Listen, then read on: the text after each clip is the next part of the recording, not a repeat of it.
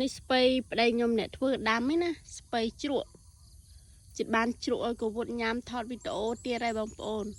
ហើយខ្ញុំអត់ទាន់បានដាក់ជីដាក់អីទេចាំតនេរួចដែរជីចាំប្រើជីបូកាជីរ៉ាដាក់ឲ្យបងប្អូនមើលពួកអីដាំរាល់ដងអត់ដាក់ជីអត់ដាក់អីអញ្ចឹងហើយស្ពៃវាអត់ឡើងក្តោបស្ពៃវាអត់ឡើងក្តោបហើយពូជដែលខ្ញុំយកមកដាំនេះគឺពូជក្តោបពូជស្ពៃជ្រក់យើងក្តោបកពីងកពួនជើងស្ពៃវាធំហើយខ្ញុំអត់ដាក់ជីខ្ញុំវាបានឆ្លោះល្អឲ្យមើលឲ្យលើកនេះចាំខ្ញុំដាក់ជីអាបូកាឈីរ៉ាបង្ហាញបងប្អូនហើយការយកមកដាំហ្នឹងគឺអញ្ចឹងណាងាប់មកវាក្តៅខ្លាំងហើយស្ពៃវាអន់អីស្ពៃនេះចូលជា2ខែហើយព្រោះអីម៉ែគាត់ព្រោះនៅចកាមួយទៀតហើយអត់បានដកដាំណាដល់ឲ្យវាចាស់ស្ពៃនឹងវាចាស់ហើយយកមកដាំល្អអញ្ចេះទៅសើមែនទេម៉ែខ្ញុំទៅសើប្តីខ្ញុំថាអញ្ចេះជុំតាម៉ៅដាំស្ពៃរស់ម៉ែខ្ញុំគាត់ហៅកូនប្រសានៅក្រោយខ្នងហៅតែតាម៉ៅវេហៅតែតាម៉ៅហៅតែអូអាវុធនៅក្រោយខ្នងហៅកូនប្រសាតាម៉ៅហើយនេះបងប្អូនមើលតែគល់វានេះណាមិនឃើញទេ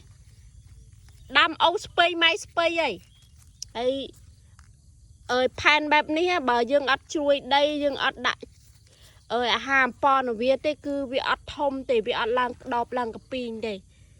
ហើយពូជស្ពៃពូជឡើងកពីងហើយដល់យកមកដាំចេះ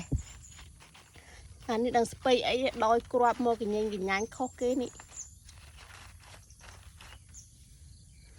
ហើយមានបងប្អូនចង់ឲ្យខ្ញុំថតទេសភាពជុំវិញអីសិតតែព្រៃខ្ញុំអត់ទាន់បានធ្វើទេនោះសិតព្រៃត្រូវដាំដំណាំទាំងអស់ហើយមូលហេតុដែលខ្ញុំបង្អក់ហ្នឹងគឺដោយសារតែប្តីខ្ញុំគាត់ថាប្រាំងហ្នឹងចង់រុះរោងមួយខ្នងចេញធ្វើកូនផ្ទះមួយហើយ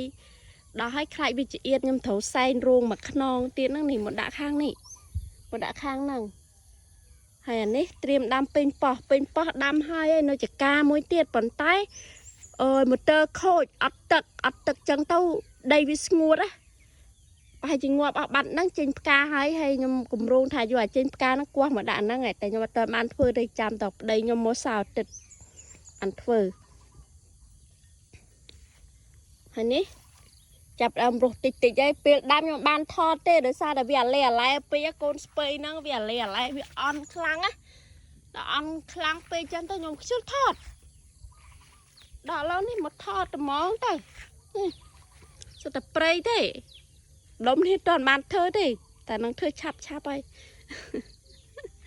សុទ្ធតែព្រៃបងប្អូនអត់បានធ្វើហ៎មើលតែកនុស្មៅទៅនេះកនុស្មៅនឹងយកទៅដាក់ឡើងធ្វើជីកប៉ុសក្នុងអស់ខ្លះផង